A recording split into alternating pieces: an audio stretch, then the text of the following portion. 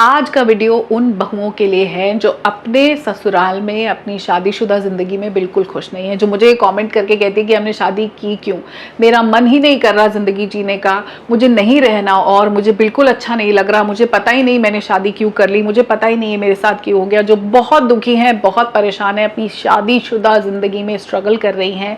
Marriage is suppose to be a happy change in your life. जब हम पिक्चरें देखते हैं तो पहले की स्ट्रगल, पहले के इश्यूज के बाद लिख देते हैं हैप्पी एंडिंग। हम सोचते हैं अब शादी होगी अब तो हैप्पी है, लेकिन उनकी ज़िंदगी में वो हैप्पीनेस नहीं है। तो आज ये वीडियो आपके लिए है, क्योंकि आप हर दिन ये सुन रहे हो कि आजकल की बहुओं के तो नखरे ही बहुत हैं, आजकल की लड़कियां तो ये करना ही नहीं चाहती, हमने तो बहुत कुछ किया था, आजकल की लड़कियां तो देखो किस तरह से पतियों को काबू में रखना चाहती है कि 2 दिन में पति इनका हो जाए, पल्लू से बांध के घूमे। ऐसे ऐसे ताने, ऐसी ऐसी बातें आपको सुनाई जाती है कि अब आपके इतने सेल्फ डाउट है, आप खुद पे अपने ऊपर सवाल उठा रहे हो कि मैं ही खराब हूं क्या, आपकी सेल्फ वर्थ चली गई है, आपका कॉन्फिडेंस है नहीं। और जिंदगी में जब इतनी बड़ी प्रॉब्लम शादी बन जाएगी तो आप क्या तो करियर बनाओगे, क्या कुछ अचीव करोगे, क्या हैप्पी आप रहोगे, क्या सेल्फ इंप्रूवमेंट करोगे, क्या अपना ध्यान रखोगे? हो नहीं पाएगा। अगर आप भी अपनी जिंदगी को एक डायरेक्शन देना चाहते हो, अपने कॉन्फिडेंस लेवल को बढ़ाना चाहते हो, अपनी सेल्फ वर्थ को उठाना चाहते हो, जिंदगी में खुशियां लाना चाहते हो, तो आज का वीडियो ध्यान से देखना। और अगर आपको वही प्रॉब्लम हर रोज बैठ के रोनी है, सोल्यूशन चाहिए नहीं, बस प्रॉब्लम प्रॉब्लम प्रॉब्लम, तो फिर इसको आप स्किप कर सकते हो। बट अगर आप चाहते हो कि नहीं मुझे जिंदगी को बेहतर बनाना है, क्योंकि ये जिम्मेदारी तो सिर्फ मेरी है, किसी और की नहीं है, ना हस्बैंड की, ना पेरेंट्स की, ना बच्चों की, ना किसी और की, मेरी लाइफ है, मैं चार्ज लेती हूँ, मैं अपनी जिंदगी को डायरेक्शन दूंगी। तो आज समझते हैं। देखिए, हम वैसे तो सोशल मीडिया आ गया है तो हम कह रहे हैं ज़माना बहुत बदल गया, हम मॉडर्न भी हो गए हैं, लोगों के माइंडसेट चेंज हो गए हैं, लेकिन इंडियन घरों के अंदर जो बहू की जगह है या बहू के लिए जो ट्रीटमेंट है हमारे बड़ों का, वो बदला नहीं है। हम आज भी वही चीजें चाहते हैं कि वो आके दिन में 10 बार चरण स्पर्श करे, वो घर पे आते ही खाना बनाने लग जाए, ना सास के आगे कुछ बोले, ना पति के आगे कुछ बोले, वो इस बात को मान ले कि पति पहले मेरे इन लॉज का बेटा है, बाद में मेरा पति है, अपनी बहन का भाई है, और उसके बाद वो बच्चों का पिता है, मैं तो हूं ही नहीं, मैं तो एग्जिस्ट ही नहीं करती। तो ये बात गलत है। आई अग्री कि एक जमाने की औरतों ने ये किया, जो 50s 60s 70s वाली लेडीज तो फिर भी काफी बदल गया, पर चलो वो भी हम ले लेते हैं। वो जो उन्होंने किया, अपने आप को एकदम गायब कर देना, वो वहां पे थी ही नहीं। उनके पति, बेटे भी बड़े अच्छे थे, भाई भी बहुत अच्छे थे, आगे पिता खैर वो उतने अच्छे नहीं रहे, उस जनरेशन के fathers were not very good, उनकी पेरेंटिंग में भी वो मिसिंग थे, पर औरतों के पास पति तो नहीं थे फॉर श्योर। अब आज वो सेम चीज चाहती हैं कि इन बहुओं के साथ हो, कि ये बहू बोलने लगी है अपने हस्बैंड को that I want your time. ये बहू कहती है कि मुझे अलग से अपना घर बनाना है, मुझे इसमें नहीं रहना, इससे जिंदगी में कलेश हो रहा है, मैं अलग रहना चाहती हूँ, मैं अपना अलग खाना बनाना चाहती हूँ, तुम्हारे घर में नॉनवेज नहीं बनता, मैं नॉनवेज खाना चाहती हूँ, तुम्हारे घर में नॉनवेज बनता है, मैं तो प्योर वेजिटेरियन हूँ, तुम्हारे घर की रूटीन है मैं नहीं फॉलो कर पाऊंगी, मुझे कुछ शॉर्ट्स पहनने हैं, मुझे गर्मी लगती है, मेरे को, मैं नहीं कंफर्टेबल हूँ। ये लड़कियां बोलने लगी हैं, कितनी बदतमीज है, कितनी बेकार है।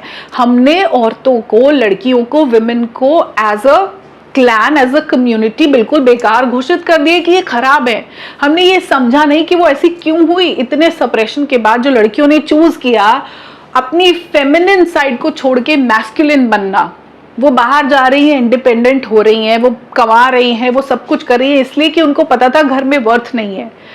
अब उनको चाहते हम वही है कि वो वही सारी चीजें करें जो पहले की जनरेशन कर रही थी। हम कंपैरिजन में इतना घुस गए हैं कि हम उनकी इंडिविजुअलिटी भूल गए हैं। सबसे पहले एज अ सोसाइटी हमें ये समझना है कि ये लड़कियां पढ़ी लिखी हैं। जो 70s 80s 90s वाली लड़कियां, ये तो सब पढ़ी लिखी है ना, ये तो पढ़ के ही आई है। अब इंसान जब पढ़ता है, जब स्कूल जाता है, कोएड में है या सेम जेंडर वाला स्कूल भी है, कॉलेज जाता है, डिग्री लेता है, तो उसका दिमाग खुलता है। पहले की औरतों की एक्सेप्टेंस अलग थी कि हमको यही करना है, हमको छत पे मिर्चें सुखानी है, पापड़ सुखाने हैं, यही बनाना है, और उसमें उसी में खुशी ढूंढी हुई थी। अब उन्होंने दुनिया देखी है, वो ये समझती है कि I need a companion for my self.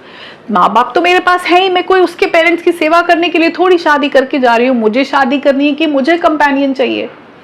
लड़कियां पढ़ लिख गई हैं, इसको एक्सेप्ट कैसे करेंगे? जब इंसान पढ़ता है, जब किताबें देखता है, इम्तिहान देता है, दुनिया में निकलता है, तो उसका दिमाग खुलता है, वो सवाल करता है, वो अपनी पोजीशन को बेटर करने की कोशिश करता है। तो वही सवाल वो लड़कियां कर रही हैं और वो बर्दाश्त नहीं हो रहा। पहले की औरतें क्योंकि पढ़ी लिखी नहीं थी, अंडर प्रिविलेज थी, माँ बाप ने भी, आपको पता है एक जमाना था जब घर में 5-6 बच्चे हैं, अगर 3 भाई हैं 3 बहनें, तो बहनों से पहले बेटों को दूध पिला दिया जाता था कि अगर बच गया तो ये चाय बना के पी लेंगे, नहीं तो लड़कों को दूध देना है। वो उससे निकल कर आई थी, उस सिचुएशन से, तो उनको ये पता था कि हम कम ही हैं।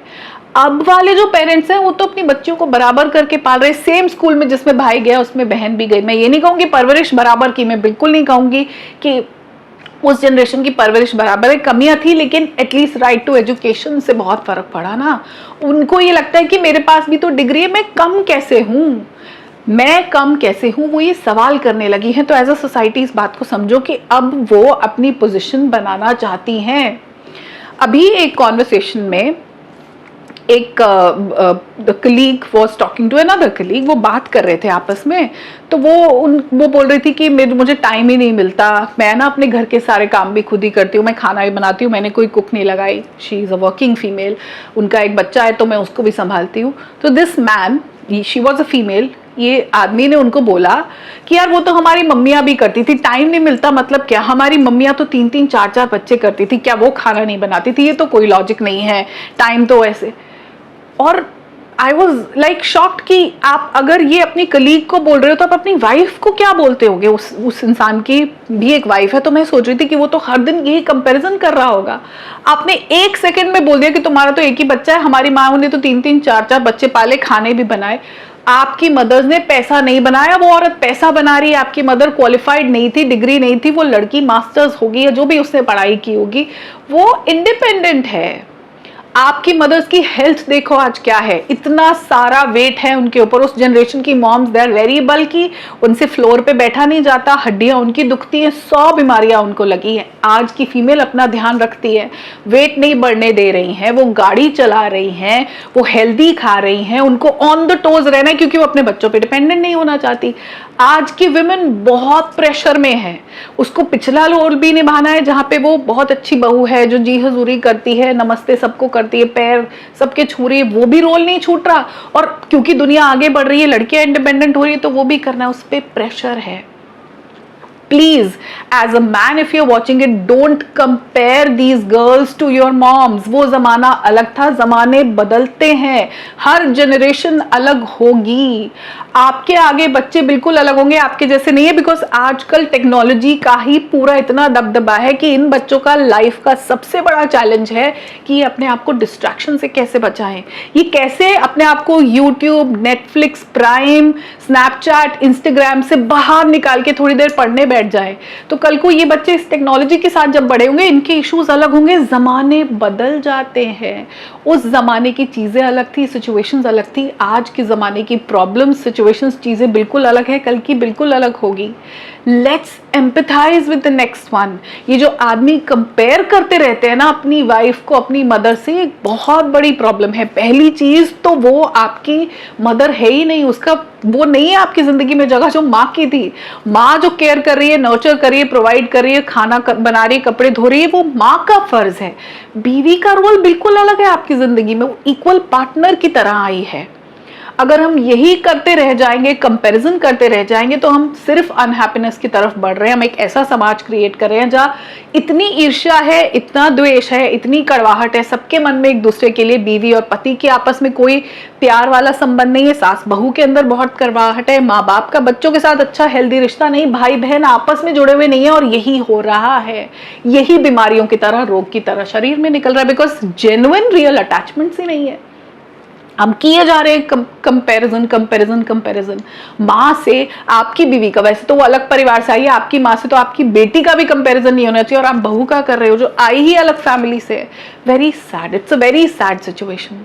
ज़माना बदल गया है। पढ़ी लिखी लड़की जब अपना पैसा बनाती है, जब अपनी गाड़ी चलाती है, साथ में वो अलग अलग क्यूजीन्स भी बनाती है। हमारी माँ ने अचार बनाए, पापड़ बनाए, एक ही तरह का इंडियन खाना, राजमा चावल हो गए, कड़ी चावल हो गए, ये सब बनाया। आज की लड़कियां चाइनीज़ बना रही हैं, इटालियन बना रही हैं, वो देख रही हैं हेल्दी भी, कुछ सैलेड्स भी, घर को हेल्दी रखने के लिए कुछ कम तेल वाला, कुछ आज ये बना दूँ, कुछ। भाई ज़माना बिल्कुल बदल गया। Why are you comparing? ये मेन जब तक नहीं छोड़ेंगे ना कंपेयर करना, इस सोसाइटी में एक बहुत अनहैप्पी वाइब चलती रहेगी, जिसका खामियाजा आई थिंक हम सब भुगतने वाले हैं। हमको ये समझना होगा कि ज़माना तो बदलता ही रहता है। Let's not compare this generation with the previous generation. अगर आप एज अ किड अभी अपनी माँ को अपनी बीवी से कंपेयर कर रहे हो, तो कल को आप अपने बच्चों के लिए भी यही सोचोगे उनकी बहुएं आएंगी, अपनी वाइफ से करोगे, मत करो। And this comparison game. बदलाव ही इकलौता सत्य है। Change is inevitable. सब बदलता है। जब मौसम बदल रहे हैं, जब पूरे जो रूरल एरियाज थे, गांव, खेत खलियान, सब अर्बन इंडिया में बदल रहे हैं, मॉल्स बन रहे हैं, सोसाइटीज बन रही है, स्कूल्स बन रहे हैं, अस्पताल बन रहे हैं, तो हम वो सेम कैसे रहेंगे? अगर आप कंपेयर करते रहोगे, आप अपनी बीवी को अपने से और दूर करते रहोगे, और मैरिड लाइफ अगर खुश नहीं है तो आगे बच्चे खुश नहीं होंगे। ओवरऑल सोसाइटी में जो बिटरनेस है आप देख ही रहे हो, यही होता रहेगा। अगर हमको किसी से कुछ करवाना है, अगर एज अ हस्बैंड आप चाहते हो आपकी वाइफ कुछ चीज़ें करे, तो उसको अप्रिशिएट करो। वो जो कर रही है, अगर वो ऑफिस से आके आपके लिए चाय भी बना के दे रही है तो बहुत है। ये बोलना कि हमारी मम्मी तो चटनी भी बना के रखती थी, दाल भी, सब्जी भी, आपकी मम्मी बाहर जाके पैसा नहीं कमाती थी, समझो कंपैरिजन ही गलत है। ये सोच जब तक चलती रहेगी तब तक समाज आगे बढ़ नहीं पाएगा। हमको प्रोग्रेसिव होना है। अप्रिशिएट करो अपने पार्टनर को। एज वाइव्स ऑल्सो, आप भी अगर उसमें पिता के साथ कंपेयर कर रहे हो, भाई से कर रहे हो, मत करो। Don't compare. Let's appreciate for what the person is doing, क्योंकि हर इंसान बहुत चैलेंजेस के साथ आ रहा है। हर इंसान के पास 100 ऐसी चीज़ें हैं जो उसकी ज़िंदगी में अनप्लेजेंट हुई, उसमें से बाहर निकल के अगर वो कुछ रिश्तों को भी चलाने की कोशिश कर रहा है, सिर्फ अप्रिशिएट करो, सिर्फ उस इंसान का साथ दो, अफेक्शन बनाने की कोशिश करो। जिन रिश्तों में आप हो उनमें प्यार कैसे बना रहे इसकी कोशिश करो, बजाय कि बांध के रखने की, कंट्रोल करने की, कंपेयर करके उनसे कुछ करवा लेने की। अगर आपके बच्चे भी हैं तो वो आपसे खुश होकर मिले, ये आपकी कोशिश होनी चाहिए। अगर आपकी वाइफ है तो वो जुड़ी रहे आपसे एज अ पार्टनर, ये कोशिश होनी चाहिए। अगर इन लॉज हैं तो उनके साथ ऐसा ना हो जाए कि इतना मुंह मोड़ लें कि फिर कभी भी ना मिले, ना त्योहारों पे, ना जन्मदिन पे, ना एनिवर्सरीज पे। अलग रह के भी अगर प्यार बना रहता है, मिलते रहते हो, एक दूसरे की शक्लें देख सकते हो, तो वो बहुत जरूरी है। बंद करो ये कंपैरिजन गेम। जमाना बदल गया है। हाँ, बहुएं वैसी नहीं है पहले जैसी, क्योंकि आज की बहू पढ़ी लिखी है, पैसा बनाती है। जब वो बाहर दुनिया में निकल रही है, गाड़ी चला रही है, धूप में जा रही है, बॉस की डांट खा रही है, तो वो आके सास की ताने नहीं सुनेगी। आप सुनते थे क्योंकि आपके पेरेंट्स ने आपको बड़ा ही वैसे किया था कि ताने ही सुनने हैं बेटा, तू तो लाचारी है, हम भी लाचारी हैं, तू कम खा ले, तेरे को तो बस दहेज दे दिया। आज इक्वल प्रॉपर्टी राइट्स की बात हो रही है। जी हाँ, जमाना बदल गया है। Accept the change, be the change, be progressive. तभी ये समाज खुशी भरा हो पाएगा। गुलाबी लाइफ से मेरी सिर्फ यही कोशिश है कि जिंदगी में थोड़ा गुलाबी रंग भरे। Pink is the colour of happiness. हमारी जिंदगी बहुत ब्लैक एंड व्हाइट हो गई है। जो परिवारों में कंट्रोल डायनेमिक्स हैं, परिवारों में नार्सिसिज्म है, इतनी टॉक्सिसिटी है, इंडियन स्पेशल फैमिलीज की मैं बात कर रही हूँ, इसमें से बाहर निकलने के लिए एफर्ट लगेगा। And as youth, as younger generation, ये हमारी जिम्मेदारी है कि हम इसको करें। हमारे बच्चे जब कल को बड़े हों, ये सेम स्ट्रगल उनकी ना हो, बिकॉज उनकी कुछ स्ट्रगल्स होंगी ही, उनके चैलेंजेस होंगे ही, उनको उससे बचाने का फर्ज है। Be responsible, be in charge of your position as a mother, as a wife, as a husband, as a mother-in-law। अपनी जिम्मेदारी पूरी कर दो, बस एक्सपेक्ट करना बंद कर दो, और कंपैरिजन प्लीज बंद करो। आई होप कि इस वीडियो के बाद आप अपनी जिंदगी में थोड़ा सा गुलाबी रंग भर पाओगे, अपना फर्ज निभा पाओगे, अपनी तरफ से खुशियों के छींटे थोड़े से जिंदगी में अपने भी डालोगे और अपने आसपास वालों के भी डालोगे। अपना ध्यान रखो, खुद से बहुत प्यार करो। मैं मिलूंगी बहुत जल्द आपसे अपने अगले वीडियो में।